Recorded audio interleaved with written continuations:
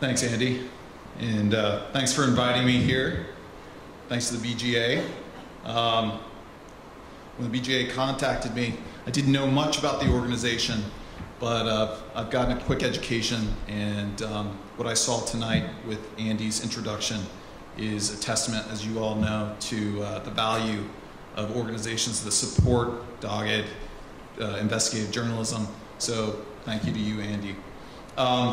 And congratulations also to all the finalists tonight. Honored to be in your company. As you all know, good investigative journalism shares a couple of elements. It exposes what otherwise would remain secret.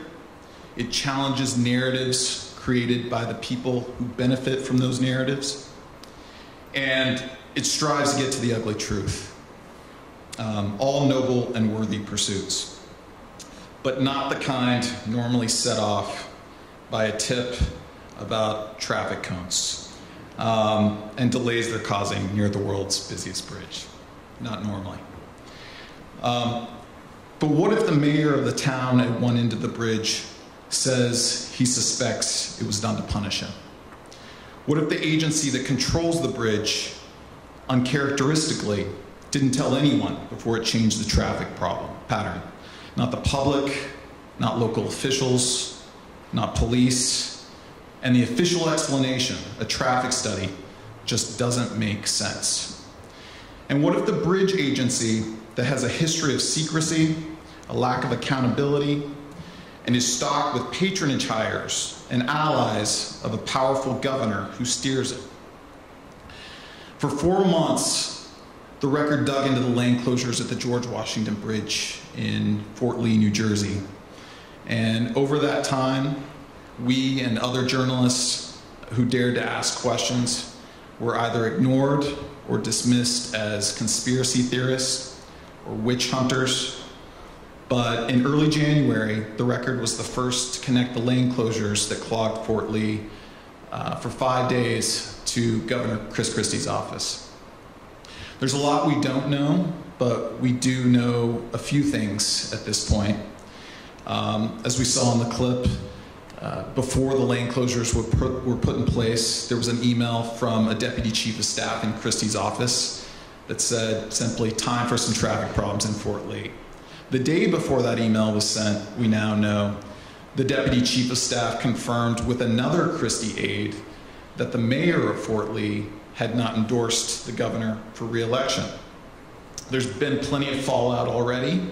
1 person's been fired, 4 people have resigned. There are legislative probes, state and federal criminal investigations. Just this afternoon, another former Christie aide testified under oath about what she knew, and there will be more testimony next week and the week after that. The story does not look like it's going away anytime soon. The hunch that this story was about something more than traffic cones or a traffic study, it wasn't the result of a special instinct for big news. It was the product of years of digging into the inner workings of the Port Authority, of getting to know the figures at the core of its power structure, and understanding what motivates them. I've covered the Port Authority of New York and New Jersey for 3 years, and much of the investigative work I did prior to the lane closure story formed the basis, the foundation for the lane closure reporting that we've done since. So when my editor came over to me last September on a Thursday and asked me, "Do you think there's anything to this notion that there was a traffic jam caused purposely to exact revenge against a mayor?" I said, "Yeah, I think so." And I thought about David Wildstein, the port executive who we now know ordered the lane closures and oversaw them. But before I talk about how we tackled the reporting on this story, I want to give you a little context about the Port Authority. It's an agency that's often overlooked, even in New York, despite its size. Before the lane closures, I was one of probably 2 or 3 reporters in the New York area that covered it regularly. That despite the fact that its annual budget is bigger than about a dozen states. It's $1 billion bigger than the city of Chicago. So it's a tremendous amount of resources taken through tolls and fees paid at airports, seaports, the World Trade Center, train lines. It's often taken for granted. It controls the tunnels and the bridges that connect New Jersey and New York. It controls the World Trade Center, as I said. These are just a few of its assets. It has a vast real estate empire, and it's also jointly steered by the governors in New York and New Jersey. But because it's an independent bi-state agency created by an act of Congress, it sits in a middle ground between state and federal government. And over the years, that unique position and its insulation from public scrutiny or oversight has led to some notable excess. And I'll give you a few examples. Back in the 1990s, there was a story about the Port Authority that had the Port Authority program to collect art. It had amassed a $26 million art collection using public funds. It included a Picasso that they hung in executive suites. There was a story just last year about the Port Authority selling the rights to the World Trade Center name. They built the World Trade Center in the 1960s. In the 1980s, unbeknownst to the public, they sold the rights, the trademark to the World Trade Center name for $10. Who did they sell it to? To a retiring agency executive's nonprofit. And since then, he's sold that license to real estate developers around the world for the right to call their buildings World Trade Centers, and he's made millions in the process. Another example, more recent, the agency refusing to disclose millions of dollars in bonuses it paid to its top executives, already the highest paid in the region. They said releasing that information would be an invasion of privacy. David Wildstein was put at the Port Authority by the Christie administration to be an enforcer of sorts, to crack down on the agency's freewheeling ways. A new position was created for him, but he was an unusual choice for a transportation agency executive. He was a political junkie who had encyclopedic knowledge of state and national politics, but little experience in the public sector and none in transportation. Before he came to the Port Authority, he was an anonymous blogger under the name Wally Edge, an obscure political figure, for a political news website that he founded. But he did grow up with Christie in the same hometown of Livingston, and they went to high school together. And after he arrived at the Port Authority in 2010, Wildstein was singularly devoted to advancing Governor Christie's political agenda. Inside the agency, he gave the impression that when he spoke, it was with the governor's imparted authority. He exercised great power, invoking the governor's name, but mostly stayed out of the limelight. When I ran into him at a public meeting, and I was working on an investigative profile of this guy, who I'd heard a lot about, I walked up to him and started asking him questions. He refused to answer any of them, and he gave me the single quote for my story: "I don't do anything publicly." Career employees at the Port Authority feared him. He told one, according to documents that were recently released, that he knew all the reporters and their editors, and if there was a leak, he would find out who spoke and he would fire the person. He controlled public records requests, and I've been told that he delayed or expedited responses depending on whether the story was favorable or not depending on whether they were public records. He also had a very thin skin. After I wrote a story about the Christie administration stalking the agency with 50 patronage hires in 2012, Wildstein bought an internet domain name, ShawnBoburg.com. To this day, if you go to ShawnBoburg.com, it links to the website of the Record's competitor, the Star-Ledger. And just in case I had designs on starting different websites using my name, my first or last name, he also purchased ShawnBoburg.net, ShawnBoburg.org, Boburg.com, Boburg.net, and Boburg.org. Those he linked to the Yankees website. I guess he was a Yankees fan. I found out months later, and I thought it was amusing and clever, strange, but amusing. He apparently did the same thing with other Port Authority executives he had had run-ins with, without their knowledge. So you can understand why I thought about Wildstein back in September when I found out that one of my colleagues, a transportation columnist, was writing a story about the traffic jams and had a quote from the local mayor saying that he thought it was retribution. Who would be so petulant as to cause a traffic jam to get back at a local mayor, my editor asked, which was a legitimate question, a reasonable one. And I answered, who would be so petulant as to buy a reporter's domain name? It answered itself. The Port Authority initially told us the lane closures were part of a traffic study. But we asked follow-up questions, and the Port Authority ignored them. Document requests were dragged out or flatly denied. And these were all signs that there was something more to this. There was something wrong. The Port Authority had in the past ignored media requests. That wasn't unusual, but not about something as simple as a traffic study. We knew there had to be documents that would shed light on a legitimate traffic study, advisories, internal memos, the study's results at the least, but the Port Authority wouldn't turn any of that over. It wouldn't even comment on whether those documents existed. Complicating this is the fact that the Port Authority is not subject to state or federal public records laws.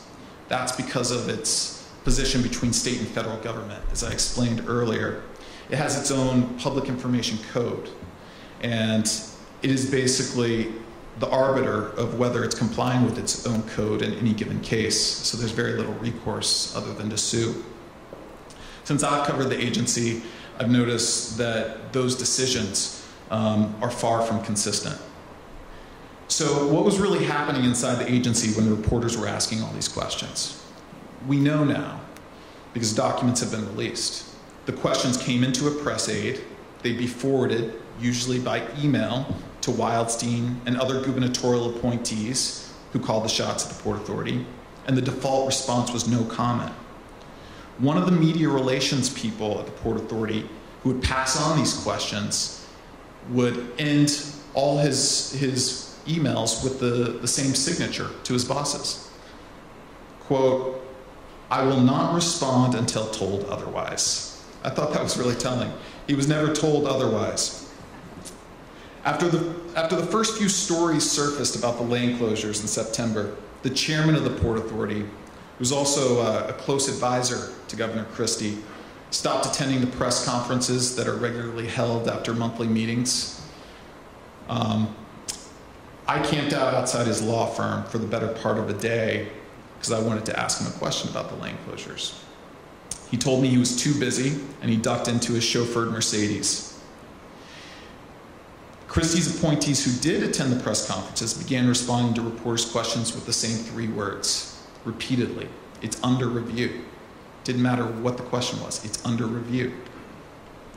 It seemed like the agency thought that we would just go away if they ignored us long enough. We asked questions of Christie's office too, both before and after his re-election in November. His staff insisted that the governor didn't know anything about lane closures, and they were disparaging of reporters who asked about it. One of my colleagues at a competing paper emailed Christie's press aide in October, and he had a simple question. Was the governor aware of the lane closures as they were happening, and if not, was he going to take any action given the claims that this was retribution? The press aide responded, quote, "No, for goodness sake, the governor of the state of New Jersey does not involve himself in traffic studies." The press aide, who's also a close Christie advisor, then forwarded his response to Wildstein over at the Port Authority, and he referred to the reporter as, quote, "a fucking mutt." Christie was dismissive as well. You saw the clip where he asked a reporter whether he was serious for asking a question. And in retrospect, some of the most damaging information to come out of this story is the contrast between what public officials at the Port Authority and within the administration were saying publicly and what was going on under their nose, and also how they were handling the request for information. Christie's office told us late last year in response to a public records request that it had no documents related to the lane closures. We later learned that wasn't true. Not only were there email exchanges about lane closures on work accounts, administration officials also had forwarded some of those emails to their personal accounts, apparently believing that they could discuss the fallout from the lane closures there out of public view. But while the Port Authority and the governor's office were swatting away our request for information, we went looking for documents in Fort Lee, the town where the traffic jams happened. And that's where we found the clear signs that the chaos caused was completely intentional. We found a letter sent from the mayor to a Christie appointee at the Port Authority pleading for a reason for the lane closures and warning of public safety hazards they were creating. There were emails that the closures had hindered the town's response to a cardiac arrest victim who later died, to a response to a missing 4-year-old child who luckily was found. There were phone logs showing repeated calls from the mayor to Port Authority officials, but none in return. Christie's appointees at the Port Authority not only ignored all these warnings, they seemed to revel in them. Text messages show that when Christie's deputy chief of staff, Bridgegate Kelly, wrote to Wildstein on the first day of the traffic jams that she felt really bad about the school children waiting on buses to be delivered to their first day of class, Wildstein replied, "They are the children of Buono voters." Barbara Buono was Christie's opponent in the gubernatorial election. On the day Wildstein resigned in early December, a Port Authority source slipped me internal documents. They were documents that the agency had refused to release formally, but they were telling. They showed that traffic engineers had predicted the chaos on Fort Lee streets, traffic jams that would last from the start of the morning rush hour at 6 a.m. until noon. They showed that Wildstein ordered the closures anyway. Days later, the executive director of the agency, a New York appointee, testified under oath that there was no legitimate traffic study at all. A bridge worker also testified under oath that Wildstein instructed him not to tell anyone in Fort Lee about the lane closures. And by then, legislative subpoenas demanding documents were issued, and the traffic study story was unraveling. On January 8th, the story went national when the Record reported the time for some traffic problems email. There have been a lot of developments since then. A report commissioned by Christie pinned the blame exclusively on Wildstein and Kelly. It said they had ulterior motives, but it couldn't define what those motives were. Wildstein's attorney has said there's evidence that the governor knew about the lane closures at the time they were happening. That evidence, if it exists, has not surfaced yet. Several witnesses are pleading the fifth before a legislative panel investigating the closures. And a federal grand jury investigation appears to be picking up steam, with several subpoenas going out recently and the grand jury hearing testimony. Most importantly, I think thousands of internal documents have been released that show how the Port Authority and the governor's office tried to downplay the story or make it go away. One thing I should note, Andy talked about results, and the Port Authority is promising reforms. We'll see if that happens. But that is one potential result that all this has prompted. It seems surreal to me that this all started with traffic cones. And I don't minimize the delays and the public safety risks, but I think the story illustrates something more relevant to people outside of Fort Lee. At bottom, it's an example of how government power can be abused in not just big ways, but small ways, and how secrecy breeds bad decisions. It's also a study in how public officials reflexively go into a kind of damage control mode when trouble surfaces, putting their public image ahead of the public's right to know. My hope is the story is also an example of the power of beat reporting and the value of in-depth coverage, the kind that all of you are being honored for tonight.